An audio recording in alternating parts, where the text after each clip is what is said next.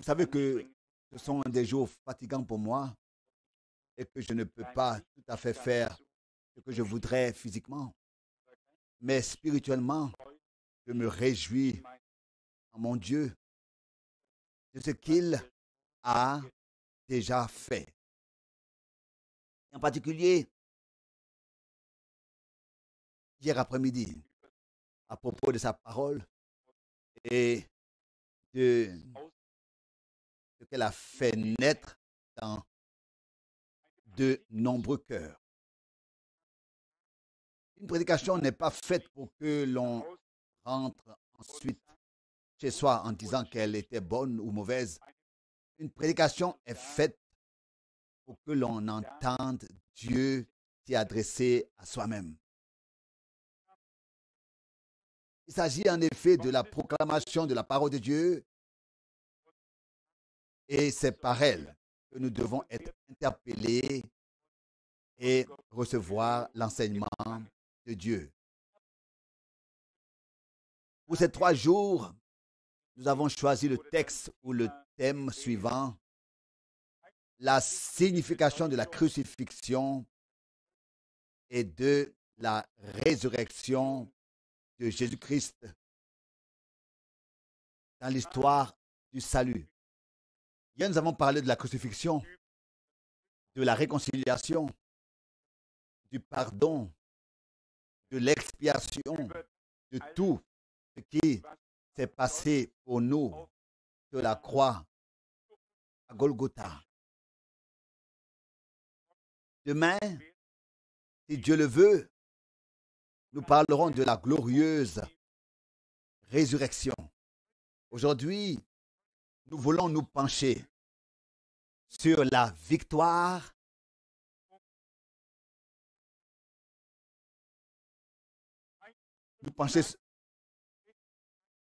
la victoire sur la mort. Les Saintes Écritures disent que le dernier ennemi à être vaincu, c'est la mort.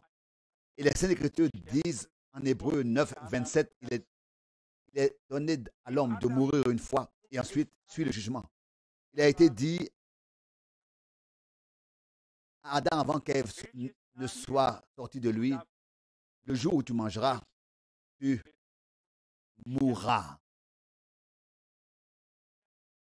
Il existe de nombreux passages bibliques qui parlent de cela. Et c'est justement parce que chaque être humain doit un jour rencontrer la mort. Que nous le voulions ou non. Je n'ai encore jamais rencontré quelqu'un qui aurait évité la mort. Tout homme qui est venu dans ce monde a dû le quitter. L'un plus tôt, l'autre plus tard. La question est de savoir où nous passerons l'éternité. Je voudrais lire quelques passages des Écritures et laisser principalement parler la parole de Dieu lui-même, car ce n'est pas ce que nous avons à dire sur la parole de Dieu, mais ce que Dieu lui-même dit par sa parole qui est déterminant pour nous.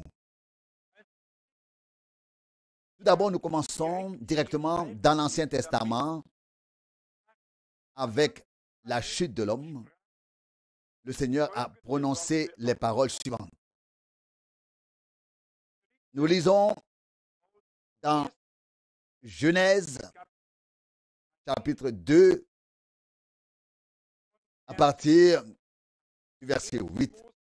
Genèse, chapitre 2, verset 8.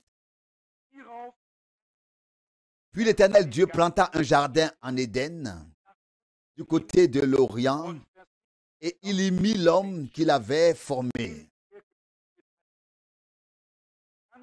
Alors l'Éternel Dieu fit pousser du sol toutes sortes d'arbres, agréables à voir et portant des fruits savoureux, ainsi que l'arbre de vie au milieu du jardin et l'arbre de la connaissance du bien et du mal. Maintenant, du verset 15.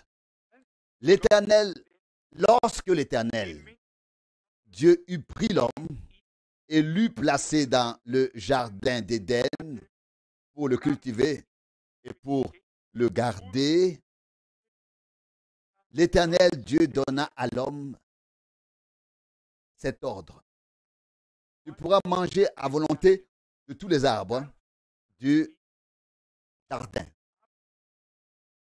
Mais de l'arbre de la connaissance du bien et du mal, tu n'en mangeras pas.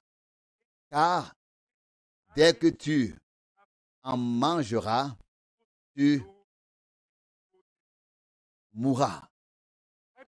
Tu devras mourir.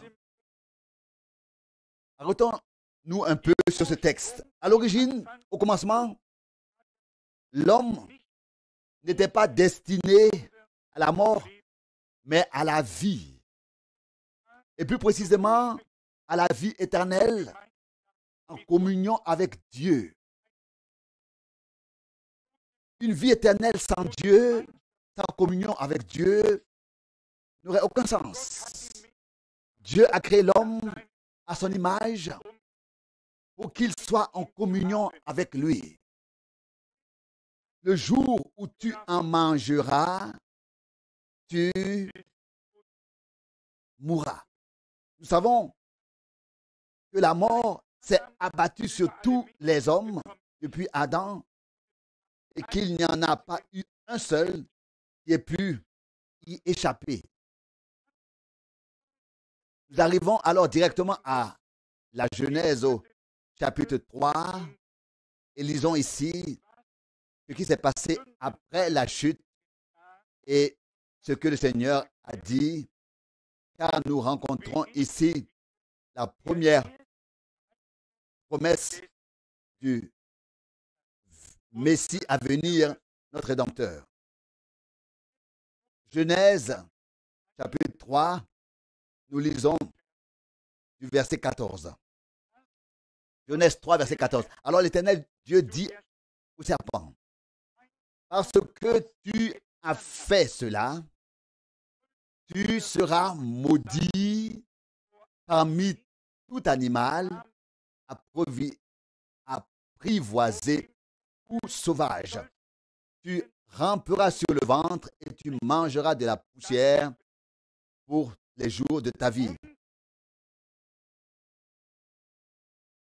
Je mettrai inimitié entre toi et la femme, entre ta postérité et sa postérité. Il t'écrasera la tête et tu le piqueras au talon. Nous avons ici la première référence prophétique de la bouche du Seigneur, notre Dieu, en personne, au Messie à venir.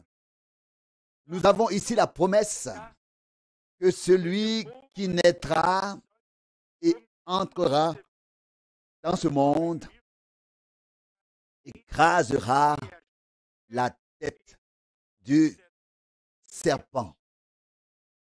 Vous savez, une morsure de serpent peut être mortelle si c'est un serpent venimeux. Et ceux qui ont vu le cobra ou d'autres serpents, comme je l'ai vu par exemple, sauront un peu comment les choses se passent. Ici, il ne s'agit pas seulement d'écraser la tête, mais c'est bien cette morsure, ce poison qui a entraîné la mort de toute l'humanité. Et c'est pourquoi Paul a pu dire plus tard dans l'Épître aux Corinthiens, mort, où est ton aiguillon? Enfer, où est ta victoire? Nous savons, une abeille a un aiguillon. Mais ici, il s'agit de l'ancien serpent. Il s'agit ici de la mort. Il s'agit du poison qui est entré dans l'humanité. Et il s'agit que cette mort soit engloutie, qu'elle soit dissoute, que nous soyons ramenés là où nous devons être, c'est-à-dire avant la chute, à l'état dans lequel Adam se trouvait avant que le péché n'entre dans ce monde.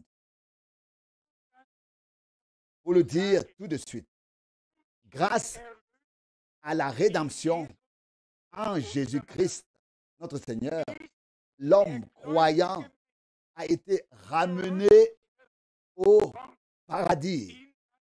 Au paradis. Bien sûr, nous sommes encore dans le corps, mais si vous lisez 2 Corinthiens, chapitre 11, c'est bien cela, Paul parle d'un ravissement et il dit, je fus ravi, et cela dans le 3e ciel, dans le paradis. Et j'entendis des paroles ineffables. Nous savons que l'intention de Dieu dans le plan de rédemption doit trouver son accomplissement dans le fait que l'homme séparé de Dieu par le péché est livré à la mort sans espérance, ne pouvait pas s'aider lui-même, que le secours nous a été accordé et que l'espérance a été donnée en Jésus-Christ, notre Seigneur. Et pas pour finir, en ce qu'il a pris le pouvoir sur la mort et qu'il est ressuscité d'entre les morts le 3e jour. Le tombeau est vide. Jésus est vivant. Avec lui, moi aussi, mort. Où sont donc ces terreurs? Revenons maintenant à cette parole ici. Nous savons que comme nous l'avons déjà dit, Dieu voulait être en communion avec l'humanité, mais qu'il ne devait pas y avoir de mur, de séparation, d'hostilité, d'inimitié. Avec la chute, la séparation d'avec Dieu s'est produite et le mur de séparation a été dressé et une inimitié est apparue. Car il s'agissait de 2 semences différentes. Il y avait d'un côté la semence de Dieu et de l'autre côté Satan, représenté par le serpent. Et représenté jusqu'au chapitre 20 de l'Apocalypse. Autant il est certain que Dieu s'est révélé en Christ, autant il est certain que Satan était entré dans le serpent pour accomplir cette chose, pour séparer l'humanité de Dieu. Si nous réfléchissons, ne serait-ce qu'un instant, au fait qu'Adam et Ève auraient pu rester jeunes pour toujours, sans maladie, sans souci, sans détresse, sans besoin, jamais une larme, jamais une séparation n'aurait dû être, jamais une larme n'aurait dû être versée, jamais il n'y aurait eu de funérailles, jamais il n'y aurait eu de souffrance. Et pourtant, ils n'ont pas écouté la voix de Dieu. Mais comme il est écrit, Ève a été séduite par le serpent et a entraîné Adam dans cette chute. C'est à ce moment-là que les hommes se sont cachés dans le jardin d'Éden et qu'ils ont découvert qu'ils étaient soudainement nus, nus. Un homme qui est séparé de Dieu est fondamentalement dévêtu, un pauvre homme.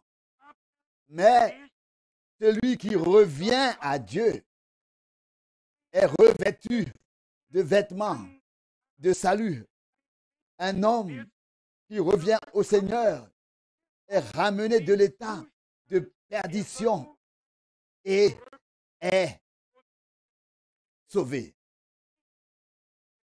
Je mettrai inimitié entre toi et la femme, entre ta semence et sa semence. Il t'écrasera la tête et tu le piqueras au talon. Il s'agit ici de cette piqûre, de la mort dans son talon. Mais aussi certain que Jésus-Christ est mort, il a retiré l'aiguillon de la mort et a transformé la mort en vie. Et il dit, je vis et vous vivrez aussi. C'est la promesse qu'il a faite par grâce. Aujourd'hui, il s'agit donc pour nous de vaincre la mort.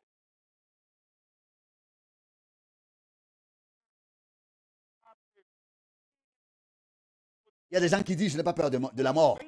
Et lorsque les dernières heures arrivent et que la sueur de la mort est visible sur leur front, la situation est soudain très différente pour ceux qui ont risqué un grand tombe. Soudain, ils réalisent qu'il y a tout de même un au-delà. Que l'homme n'est pas seulement né pour avoir quelques années de soucis et de peine sur terre,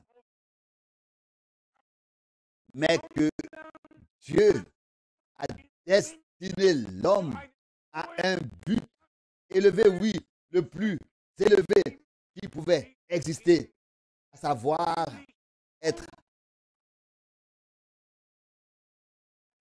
accueilli comme fils et fille de Dieu, être reçu comme fils et fille de Dieu. Déjà sur terre, si on était admis dans une famille royale comme fils ou fille, ce serait une grande chose. Mais vous savez, les fils et les filles ne peuvent pas être admis.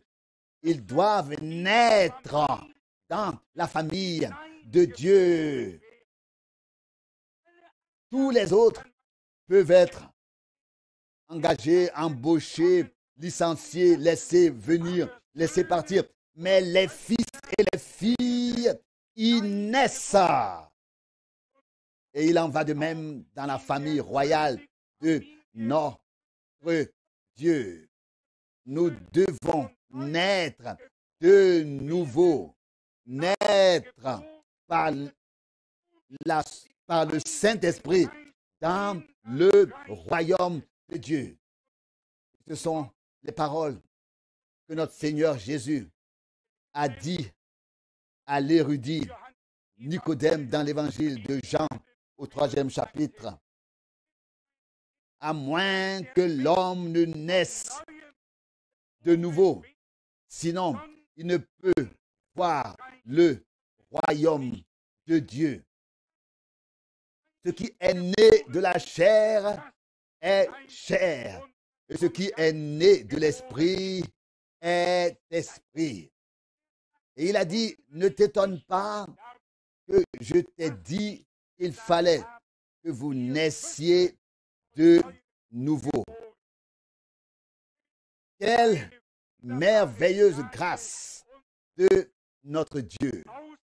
Nous n'aurions jamais pu le faire par nous-mêmes, mais par la grâce de Dieu, par la rédemption en Jésus-Christ, cela est devenu possible. Nous arrivons maintenant au prophète Osée, au chapitre 13, verset 14. Je devais les délivrer du pouvoir du royaume des morts, les racheter de la mort. Non, où sont tes fléaux, ô mort? Où est ta pestilence au monde souterrain, enfer? Remarquons-nous que même dans l'Ancien Testament, par l'intermédiaire des prophètes, Dieu indiquait déjà que le Messie à venir vaincrait la mort. Dans l'Ancien Testament, Dieu existait dans le corps spirituel, mais dans cet état, il ne pouvait pas mourir. C'est pourquoi la parole devait devenir le Logos, le Seigneur, le Je suis, pour prendre notre place dans ce corps de chair dans lequel nous nous trouvons et subir la mort à notre place. Il est dit ici,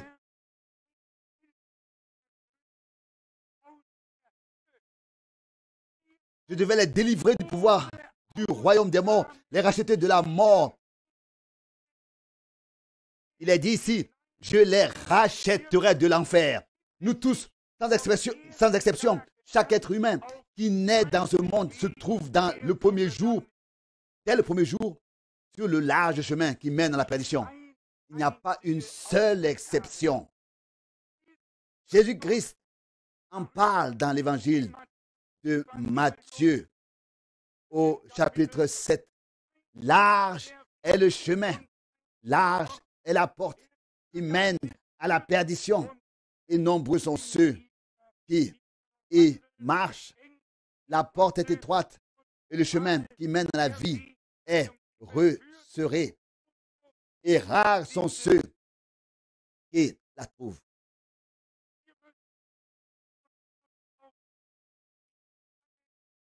Nous devons recevoir de Dieu à partir d'un désir en nous que nous devenions des chercheurs.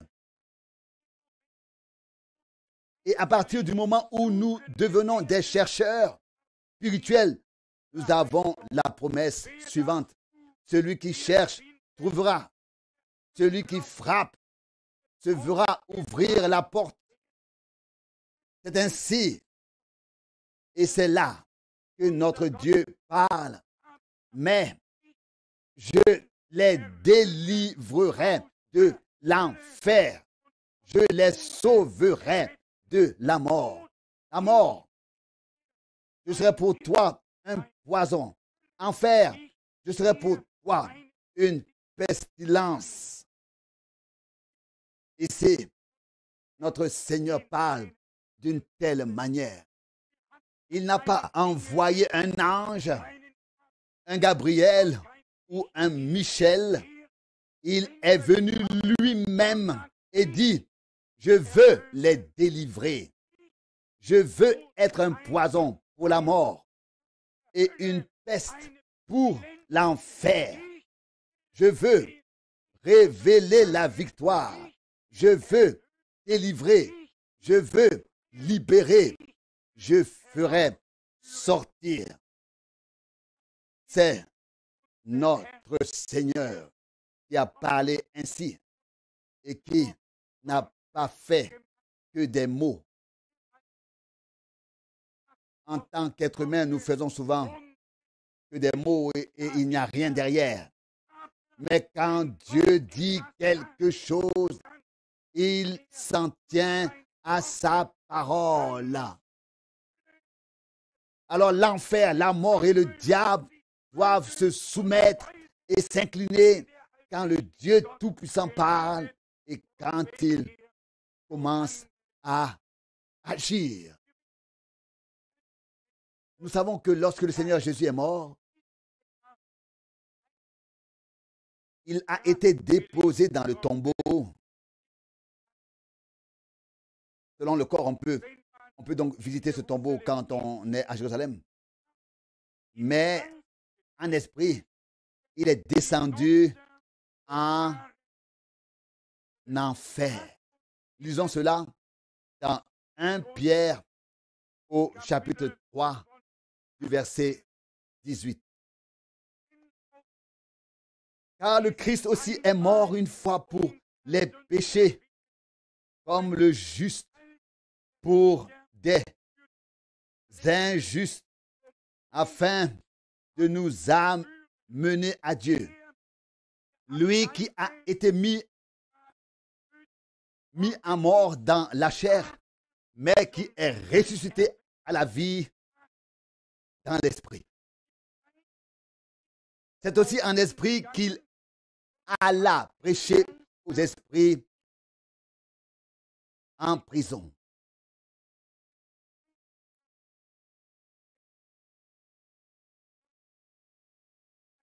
Il est mort dans son corps. Et le but de sa mort, comme nous l'avons lu ici, était de nous conduire à Dieu. La mort de Jésus-Christ n'est pas seulement une affaire à laquelle nous pensons un jour que nous célébrons comme le vendredi saint. Non, la mort de Jésus-Christ a un sens et un but, à savoir un sens divin et un but divin qui est de ramener l'humanité à Dieu. Et c'est pourquoi Paul a dit ces paroles dans 2 Corinthiens au chapitre 5. Soyez réconciliés avec Dieu. Laissez-vous réconcilier avec Dieu, car nous vous avertissons au nom du Christ. Chers frères et sœurs, chers amis, même si nous sommes ici au premier rang devant, nous sommes sur un pied d'égalité devant Dieu. Nous sommes tous pécheurs et nous avons besoin de la grâce de notre Dieu. Il n'y a pas un seul homme qui puisse se gonfler la poitrine pour ensuite parler à Dieu, avec Dieu. Chacun doit se frapper la poitrine avant de pouvoir parler à Dieu et dire: oh Dieu, aie pitié de moi, pécheur. Relisons ce texte car il est extrêmement important.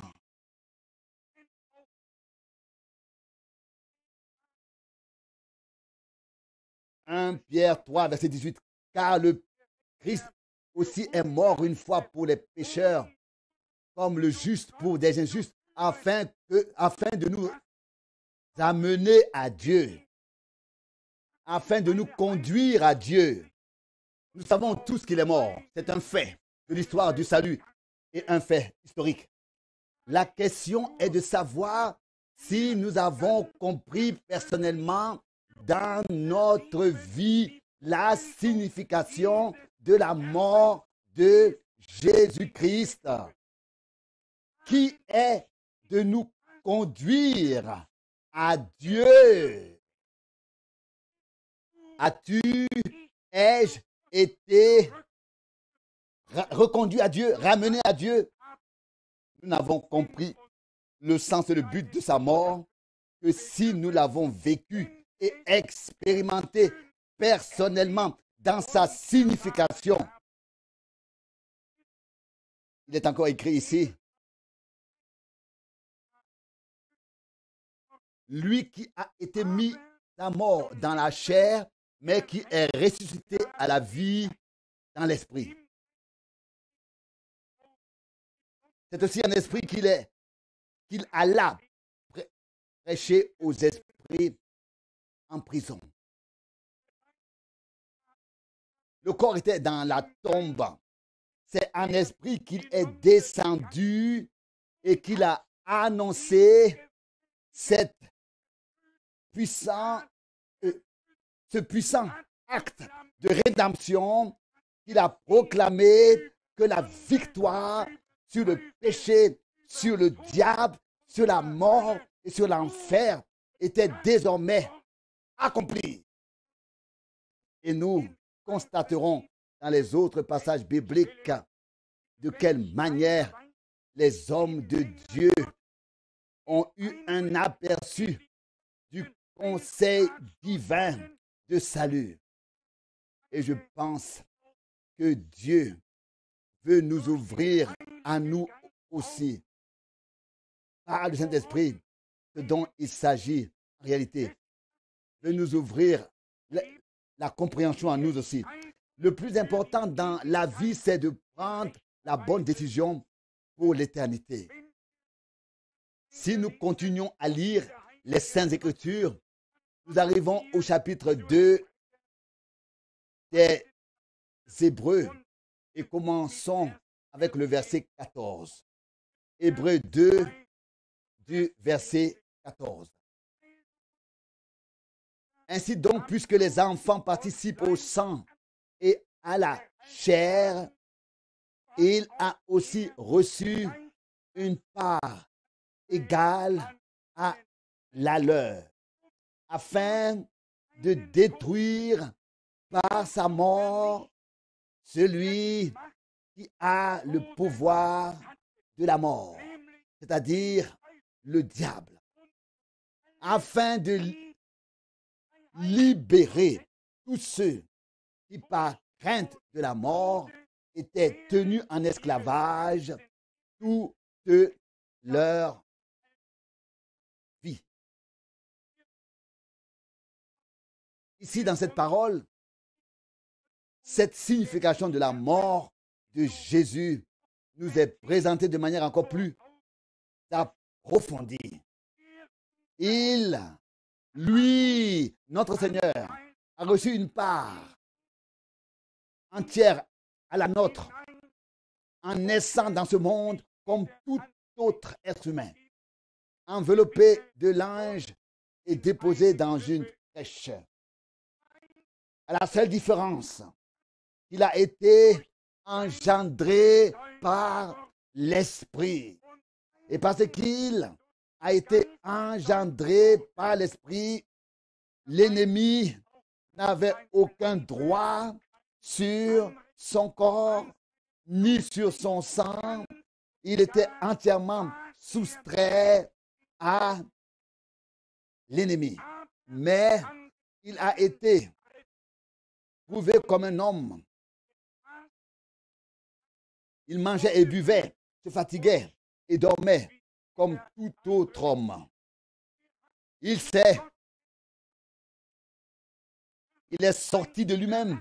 Il s'est dépouillé de la divinité. Il a quitté la gloire comme le roi des rois et il s'est fait homme à cause des hommes. Car c'est seulement ainsi qu'il a pu mourir après s'être fait homme. Après s'être fait homme. Dans sa divinité, il n'aurait pas pu mourir. C'est un grand mystère. Cela s'est fait pour l'amour, pour ton amour, par amour pour toi et par amour pour moi. Comme c'est merveilleux quand l'apôtre s'exprime ici et dit et écrit pour détruire par sa mort celui qui avait le pouvoir de la mort, à savoir le diable. Nous revenons alors à la première parole de Genèse 3, verset 15. Il écrasera la tête du serpent. Il détruira celui qui avait le pouvoir de la mort, à savoir le diable. Si quelqu'un est vaincu et détruit, il n'y a plus lieu de s'en inquiéter. Et pourtant, il est écrit de l'ennemi qu'il rôde comme un lion, rugissant, cherchant qui il pourra dévorer. Mais depuis que l'aiguillon de la mort a été retiré, on peut comparer toute cette affaire à une abeille qui ne peut plus piquer, car elle a déjà laissé l'aiguillon à l'intérieur en piquant. Elle peut bourdonner et vrombir, elle peut voler où elle veut, mais elle ne peut plus piquer une deuxième fois. L'aiguillon qu'elle avait, elle ne l'a plus. Il a été inséré dans celui qui devait engloutir la mort. Dans celui qui devait engloutir la mort. Et c'est pourquoi nous aussi pouvons nous exclamer avec Paul, mort, où est ton aiguillon? Nous savons que les hommes qui ont peur de la mort n'ont pas compris Golgotha et la mort de Jésus-Christ dans sa signification divine. Un homme qui passe du temps à l'éternité avec la paix de Dieu et la certitude du salut peut chanter. Quand la paix avec Dieu pénètre mon âme, alors mon cœur exulte et pousse des cris de joie. Nous ne racontons pas ici d'histoire, mais le fait divin de ce qui s'est passé sur la croix à Golgotha. Nos fautes ont été expiées, nos péchés ont été pardonnés. La mort, l'enfer, tout a été vaincu. Et nous savons que Jésus, par sa résurrection, a donné à ce qui s'est passé sur la croix du Calvaire à Golgotha, a donné à ce qui s'est passé sur la croix à Golgotha une puissance divine, absolue. Si Jésus-Christ avait seulement été crucifié et était mort, nous n'aurions aucune preuve de l'acte de salut de notre Dieu. Mais par sa résurrection, la certitude divine absolue nous a été communiquée et offerte. Aussi certainement, et c'est ce que je voudrais lire tout de suite, que tous les hommes meurent par un seul acte de péché et ils sont tous rappelés à la vie. Disons ça dans Romains 5. Donc par le péché d'un seul. Et ensuite ils sont tous rappelés à la vie par un seul acte de justice. Romains 5, verset 12. Romains 5, verset 12. C'est pourquoi comme par un seul homme, le péché est entré dans le monde et par le péché, la mort. Et qu'ainsi la mort s'est étendue à tous les hommes parce que tous ont péché. Car jusqu'à la loi, le péché était présent dans le monde. Seulement, le péché n'est pas imputé quand il n'y a pas de loi. Mais néanmoins, la mort a exercé sa domination sans limite depuis Adam jusqu'à Moïse, même sur ceux qui n'avaient pas péché par transgression de la même manière qu'Adam, qui est le type de l'Adam à venir. Il nous est rapporté ici que par un seul homme, le péché est entré dans le monde entier et la mort sur tous les hommes. Nous n'arrêtons pas à ce récit, sinon nous serions obligés de dire à Adam, tu es responsable de tout. Qu'est-ce que nous pouvons faire? Qu'est-ce que nous en pouvons? D'être nés ainsi et d'exister dans ce monde. Pourquoi Dieu nous a-t-il fait venir ici, ici sur cette terre, s'il n'a rien de bon à nous proposer? Ne vous inquiétez pas. Dieu n'a pas que du bon. Dieu a le meilleur des projets avec toi et pour moi.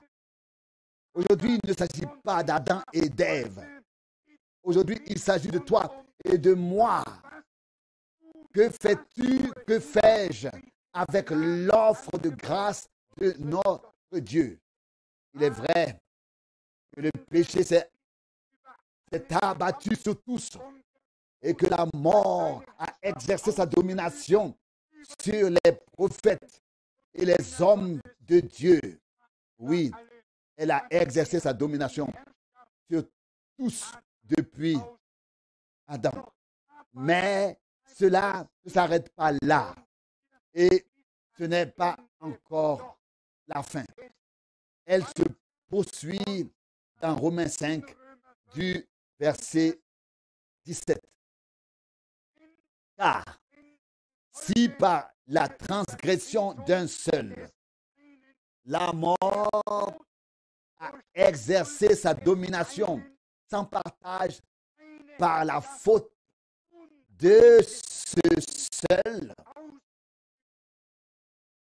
à plus forte raison, ceux qui reçoivent l'abondance de la grâce et du don de la justice régneront-ils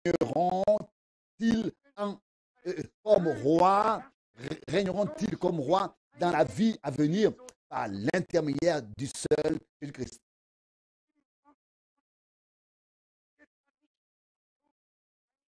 En effet, la parole de Dieu ne se contente pas de nous montrer comment Dieu nous voit après la chute. Après la chute. Mais dans la parole de Dieu, il nous est montré comment nous sommes des rachetés et dans quel but nous avons été désignés et déterminés par Dieu. À savoir, régner et gouverner avec Christ.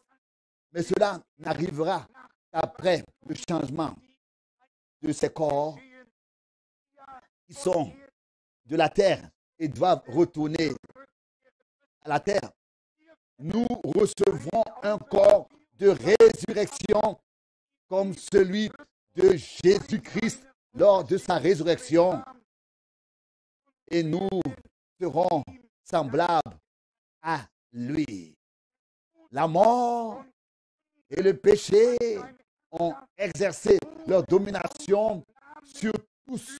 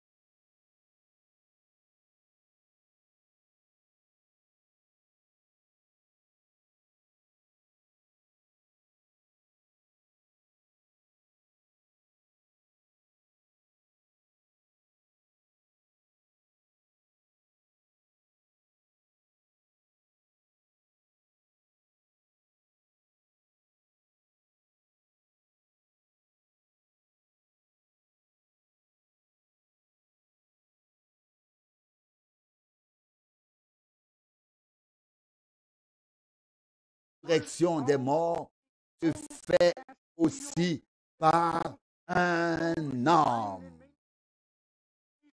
En effet, comme en Adam, tous meurent, de même aussi en Christ, tous seront ramenés à la vie. Mais chacun en son rang, selon sa propre répartition. Christ comme premier, puis ceux qui appartiennent à Christ lors de son retour. Ensuite viendra la fin, quand il remettra le royaume à celui qui est Dieu et Père.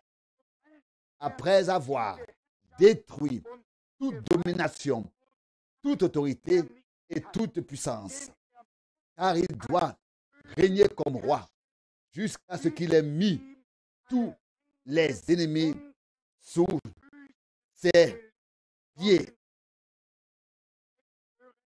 Maintenant, écoutez ce qui suit dans le prochain verset, au verset 26.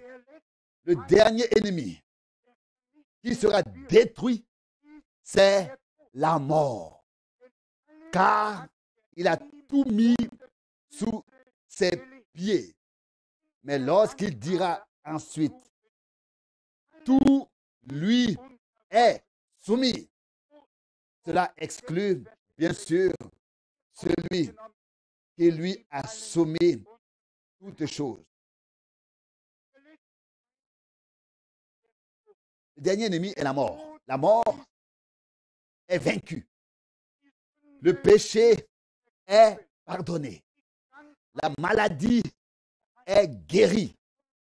Et pourtant, tout homme, s'il met la main sur son cœur et s'il est sincère, doit admettre que nous avons fait ou faisons des choses avec lesquelles nous ne pouvons pas subsister devant Dieu.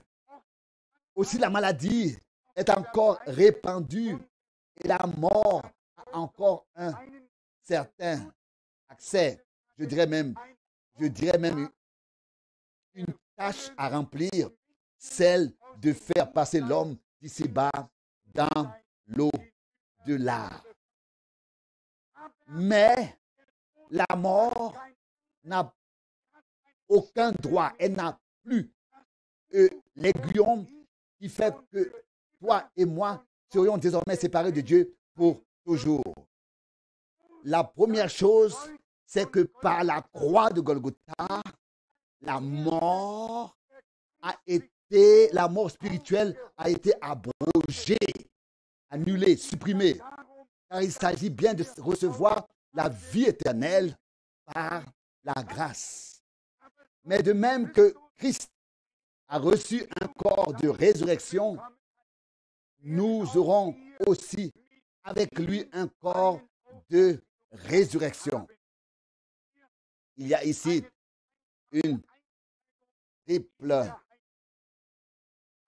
division ou alors un triple classement dans les Saintes Écritures. En premier lieu, Christ nous est présenté, bien alors répartition.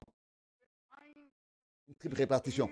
En premier lieu, Christ nous est présenté. En deuxième lieu, l'Église qu'il rachète, qu'il libère, à qui il fait grâce. Oui, son peuple qui lui appartient et qui attend son retour.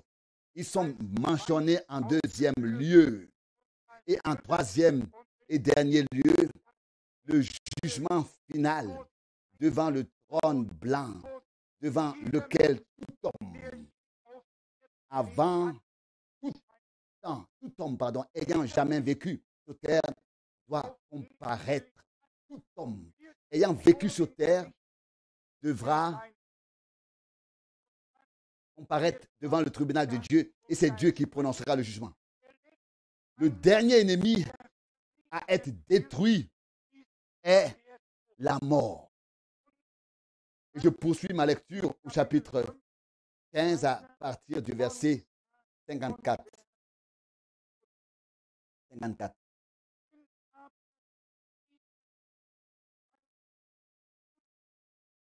1 Corinthiens 15, verset 54. Mais quand ce corps corruptible aura revêtu l'incorruptibilité et ce corps mortel l'immortalité, alors s'accomplira la parole qui est écrite.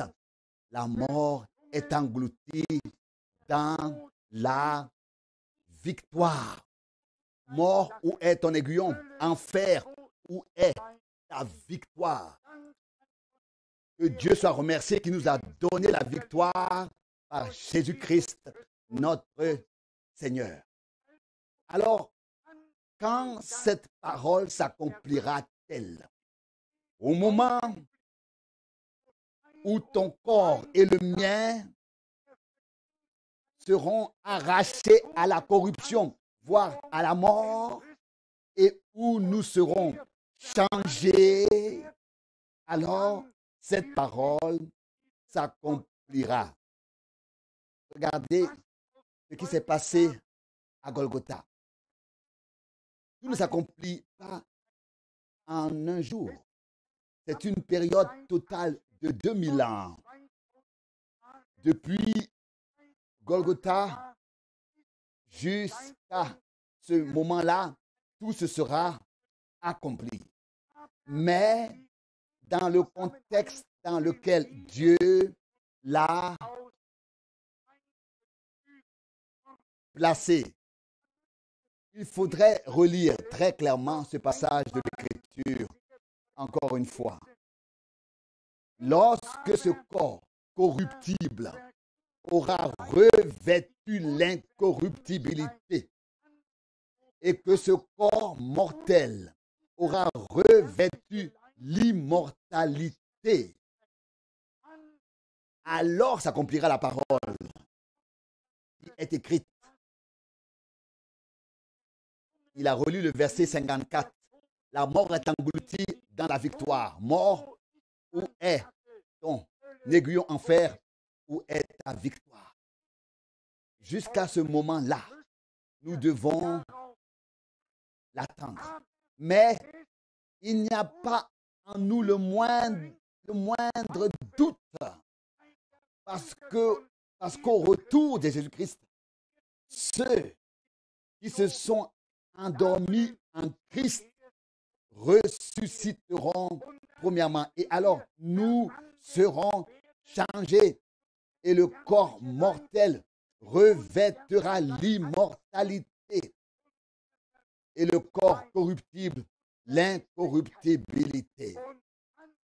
Et alors, cette parole trouvera son parfait accomplissement dans le conseil de salut de notre Dieu. Maintenant, la mort a son pouvoir sur tous les croyants et les non-croyants.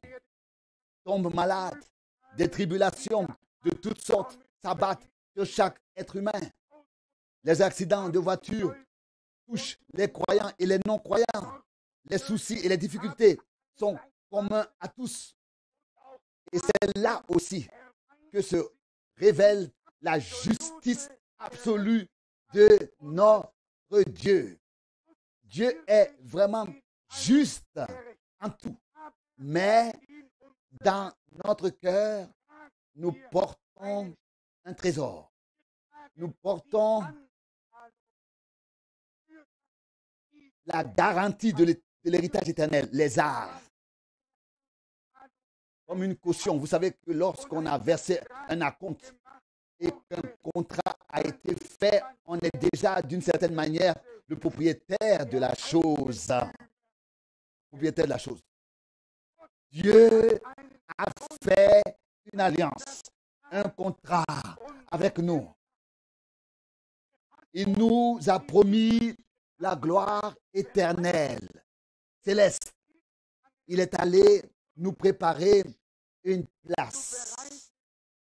Et il reviendra chercher les siens à la maison. Le fait est que nous sommes très proches du retour de Jésus-Christ et que le Seigneur appelle les derniers à sortir. Et j'ai pu le voir et en être témoin dans le monde entier. Ce ne sont plus les grandes masses qui sont peut-être visées par des campagnes d'évangélisation spéciales. Ce sont les individus qui sont appelés à sortir par Dieu, qui osent s'associer à une foule méprisée, à un troupeau méprisé, à des personnes qui ne cherchent ni ne trouvent aucune reconnaissance sur cette terre. Des gens qui ont reçu la grâce de Dieu pour recevoir la vie éternelle par la foi en Jésus-Christ.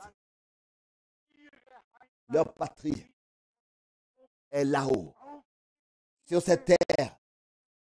Nous ne sommes que des étrangers, nous sommes des pèlerins. Notre maison, notre demeure se trouve dans la gloire de notre Dieu.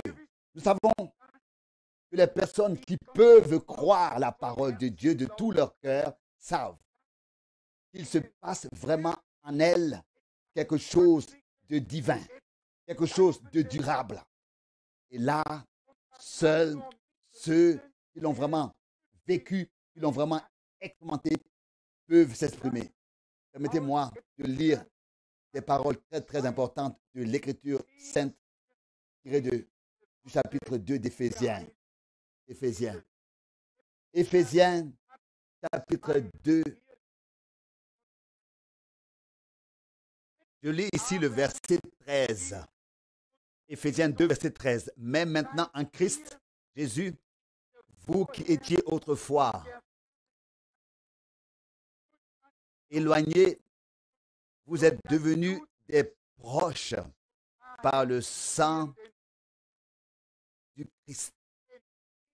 Car il est notre Père, lui qui a fait des deux parties une seule et même chose et qui a fait disparaître le mur de séparation, l'inimitié, après qu'il ait, par l'offrande de son corps, supprimé la loi avec ses commandements écrits dans des statuts.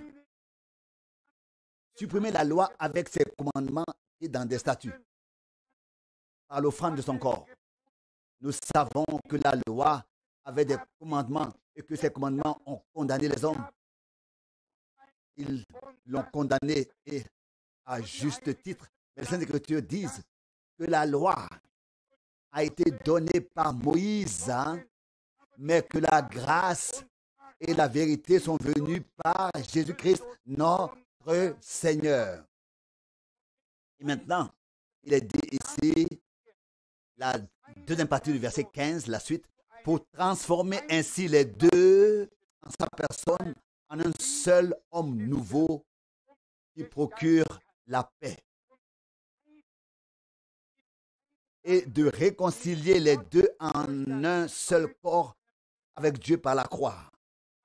Après avoir tué par elle l'inimitié.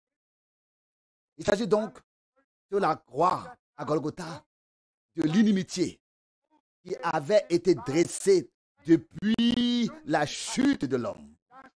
Que cette inimitié soit dissoute, éliminée, et que la paix soit faite en Christ. La paix avec Dieu, la paix pour toi et pour moi. Nous savons qu'il y a beaucoup d'inimitié sur cette terre. Et plus le temps passe, plus nous en faisons l'expérience. Et l'on pourrait presque se demander si le monde est devenu peu à peu fou. Pardonnez-moi cette expression banale. Mais une époque comme celle que nous vivons a-t-elle déjà existé? Y a-t-il eu des gens qui ont pu s'oublier à ce point et parfois pour des motifs qui ne peuvent absolument pas être justifiés. Et pourtant, l'un est l'ennemi de l'autre. Mais en Christ, cette inimitié a été abolie, a été ôtée, annulée. En Christ, il n'y a pas d'inimitié, mais une amitié avec Dieu. La paix avec Dieu. La paix entre nous. En Christ, cette inimitié a disparu. Il ne s'agit pas seulement de ceux qui sont proches, mais aussi de ceux qui sont loin. L'un d'eux était alors les Juifs. Ils étaient proches de Dieu, conformément à la loi. Nous étions éloignés de Dieu. Mais par la croix de Golgotha, le salut a été donné à toute l'humanité, au monde entier. Maintenant, tu peux venir. Tu peux l'accepter. Et le prix était très élevé. Il est écrit ici, au verset 13. Mais maintenant, en Christ, Jésus, vous qui étiez autrefois éloignés, vous êtes devenus des proches par le sang du Christ. Car il est notre paix. Lui qui a fait des deux parties une seule et même chose et qui a fait disparaître le mur de séparation, l'inimitié, après qu'il ait, par l'offrande de son corps, supprimé la loi avec ses commandements écrits dans des statuts pour transformer ainsi les deux en sa personne en un seul homme nouveau qui procure la paix. Seuls les hommes renouvelés par Dieu peuvent être des artisans de paix, peuvent procurer la paix. Tous les autres ne pourront pas procurer la paix, être des artisans de paix. Au contraire, là où ils iront, ce sera le manque de paix et ce sera le malheur. Mais Dieu a transformé l'homme en Christ en une nouvelle nature. Et cette nouvelle nature est un homme qui procure la paix, est un artisan de paix, car Dieu a apporté la paix en Christ. Il est notre paix, comme le disent les Saintes Écritures. Nous avons été réconciliés avec Dieu et nous pouvons lui faire confiance de tout notre cœur et de toute notre âme. L'inimitié a été abolie et la paix a été établie en ceux qui ont été transformés en un homme nouveau en Christ Jésus, notre Seigneur. Permettez-moi de lire rapidement un passage de la Bible tiré d'Éphésiens chapitre 4, afin que vous sachiez pourquoi notre Seigneur est descendu dans les lieux les plus bas de la terre pour remonter ensuite et révéler toute la victoire, manifester toute la victoire. Éphésiens chapitre 4, verset 8. C'est pourquoi il est dit, montez en haut. Il a libéré les captifs et il a donné des dons aux hommes. Mais qu'il soit monté, quel sens cela a-t-il si donc il est d'abord descendu aussi dans les parties inférieures de la terre? Celui qui est descendu est le même qui est monté au-dessus de tous les cieux pour remplir l'univers entier. Jésus-Christ est descendu. Il est allé en enfer, non pas pour y rester, mais pour révéler la victoire sur l'enfer. J'imagine que le diable n'attendait plus que lui. Car l'Écriture dit bien que le diable a exercé son pouvoir et nous a tous tenus dans la terreur pendant toute notre vie. Mais maintenant, lui, qui est la vie en personne, a détruit la mort, l'a vaincu et a pu dire plus tard, je détiens les clés de la mort et de l'enfer. Maintenant, notre Seigneur est le chef absolu sur tout ce qui peut se trouver dans le ciel, sur la terre et ailleurs. Il est le chef absolu de tout. Permettez-moi de lire le chapitre 1 de l'Apocalypse. C'est écrit ici à partir du verset 17. Jean était sur l'île de Patmos et il a vu le Seigneur après sa résurrection.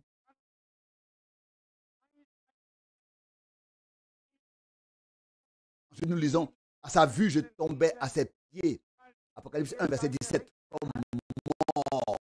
Et il posa sa main droite sur moi et dit, ne crains pas, je suis le premier et le dernier. Et le vivant, j'étais mort. Et voici que je vis éternellement. Et j'ai les clés de la mort et de l'enfer. Donc Jésus-Christ n'est pas allé en enfer pour y rester, mais pour enlever au diable le pouvoir de la mort. Et cela a été symbolisé par le fait qu'il a pris les clés de la mort et qu'il est ressuscité et a pu dire à Jean, j'ai les clés de la mort et de l'enfer. En d'autres termes, seul ce que j'ordonne arrive et personne d'autre n'a quelque chose à dire. Vous savez que lorsque notre Seigneur a été crucifié, tout a semblé désespéré pendant quelques heures. Le diable s'est peut-être tordu de rire et le monde entier a peut-être pensé que tout était fini. Tout était fini, que cet homme était mort. Il n'était pas mort, mais seulement mort selon le corps et déposé dans la tombe. Il est descendu en esprit. Et vous savez, il y avait alors deux endroits en bas. En bas. L'un était le paradis, le lieu des bénis, des sauvés, et l'autre, la Hadès, c'est-à-dire le lieu de ceux qui étaient perdus. Il y avait deux endroits. Et après avoir été dans le premier lieu, le Seigneur Jésus est passé dans le second et il a fait monter avec lui tous ceux qui ont participé à la première résurrection de toute la période de l'Ancien Testament.